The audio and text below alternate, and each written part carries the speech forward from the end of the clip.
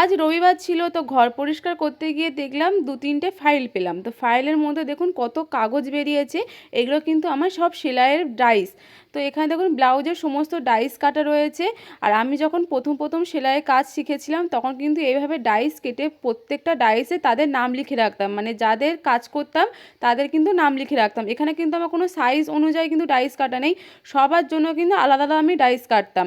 তো এখানে দেখুন সবার প্রত্যেকের নামের প্রথম অক্ষর লেখা আছে বা কারোর নামও লেখা আছে। এখনও আমি ডাইস কেটে কাজ করি, মানে প্রত্যেকের জন্য কিন্তু আমি আলাদা আলাদা ডাইস কাটি, কোনো সাইজ অনুযায়ী কিন্তু কাটা থাকে না। তবে এইগুলো এখন আর কাজে লাগবে না, কেন তখনকার আমি যখন প্রথম সেলাই শিখেছিলাম তখন প্যাটার্নটা একটু আলাদা ছিল, এখন কাজের প্যাটার্নটা একটু আলাদা। সেজন্য এই ডাইসগুলো কিন্তু আমার সব বাদ হয়ে যাবে। আর এই ডাইসগুলো আমার অনেক দিন থেকেই আমি মানে ভেবেছি যে বাদ দিয়ে দেবো, কিন্তু আর দেওয়া হয়নি, মনে ছিল না। তো আজকে বার করে ভাবলাম যে বেকার রেখে লাভ নেই, ডাইসগুলো আমি ফেলেই দিই। তো দেখুন কত ডাইস আমার জমা হয়ে গেছে।